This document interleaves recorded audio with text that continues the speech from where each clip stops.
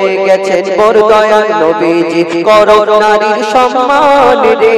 নারী জগতের জান রে নারী আধা ঈমান রে বলে গেছেন মোর দয়াল নবীজি করো নারীর সম্মান রে বলে গেছেন মোর দয়াল নবীজি করো নারীর সম্মান রে কবি ছন্দের মাধ্যমে আরো কি লিখছে দেখুন নারীকে কেউ কখনো নিজের গোলাম ভেবো না কবি বলছে নারীকে কেউ কখনো নিজের গোলাম ভেবো না নারী ছাড়া এই দুনিয়ায় কেউ আসতে পারে না নারী ছাড়া এই দুনিয়ায় কেউ আসতে পারে না নারী যদি হয় মূর্খ পিছিয়ে যাবে সমাজ পুরুষের উন্নতিতে থাকে গো নারীদের হাত পুরুষের উন্নতিতে থাকে গো নারীদের হাত বলে রাব্বানা সুখ পাবে না বলে রাব্বানা সুখ পাবে না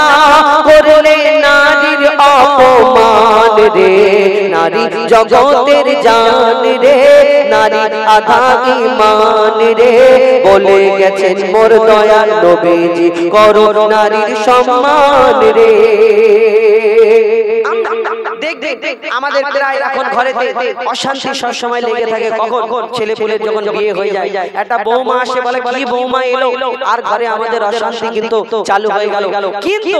এই দুনিয়াতে একে অপরকে অ্যাডজাস্ট করে নেওয়া মেনে নেওয়া মানিয়ে নেওয়া এটা অনেক বড় ব্যাপার আমার ঘরের মেয়ে আমার সন্তান আমার বেটি আমার মাসি আমার বোন যদি শ্বশুর বাড়িতে কষ্ট পায় আমার মনটা ছটফট করে বাপ মার মনটা কাঁদে ঘরের লোকজনের মনটা কাঁদে হ্যাঁ আমার মেয়েকে অত্যাচার করছে নির্যাতন করছে এই দুনিয়াতে আমরা মনে করি মনটা বড় কাঁদে কিন্তু আমার ঘরে যে একটা পরের মেয়ে এসেছে তারও বাপ ভাই সব কিছু আছে তারও ফ্যামিলি আছে তাদেরও ফ্যামিলির লোকের মনটা কাঁদে যদি তুমি তার মেয়েকে যদি কষ্ট দাও এটা যদি আমরা বুঝে যাই তাহলে আমাদের জীবনে কোনোদিন সংসারে অশান্তি থাকবে না কবি ছন্দের মাধ্যমে আরো কি লিখছে দেখুন আমার ঘরের মেয়ে যদি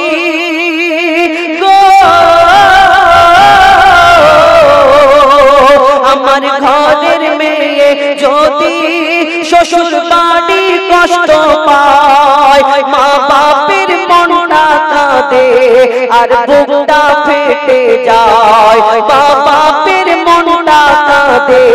আর বুকটা ফেটে যায় পরের মেয়েকে আমরা দিই জ্বালা যন্ত্রণা নিজের অন্যায় চেপে রেখে বলি বৌমা ভালো না নিজের অন্যায় চেপে রেখে বলি বৌমা ভালো না যারা পরের ভেবে কষ্ট দেবে যারা পরের ভেবে কষ্ট দেবে তারা নয় ভালো ইনসান রে নারী জগতের জান রে নারী আধা ঈমান রে বলে গেছেন মোর দয়াল নবীজি করো নারীর সম্মান রে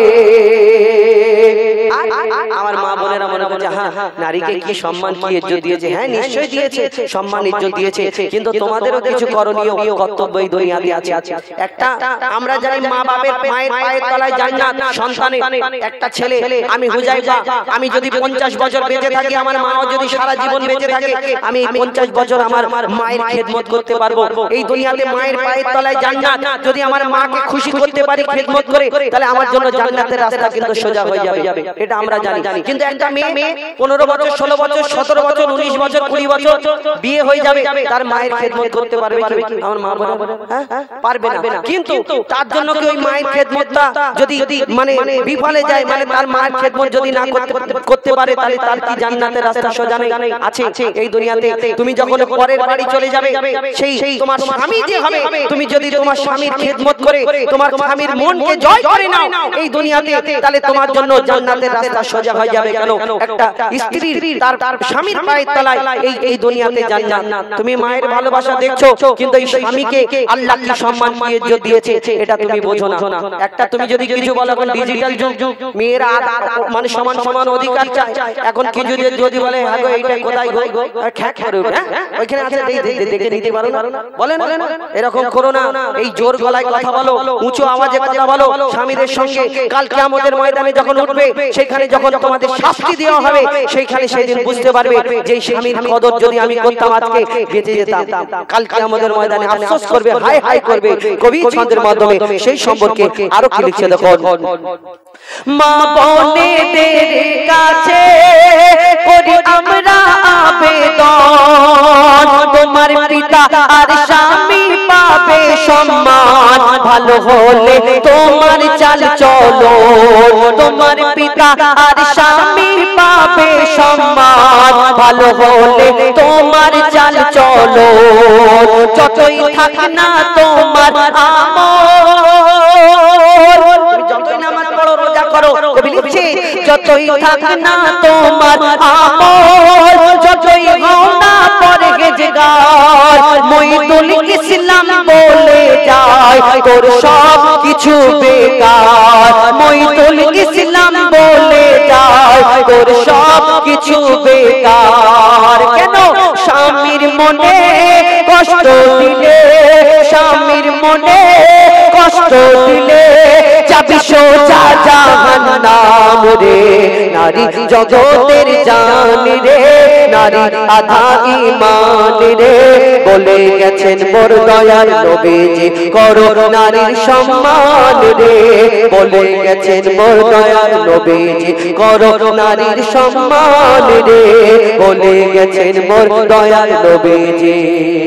করো নারীর সম্মান রে।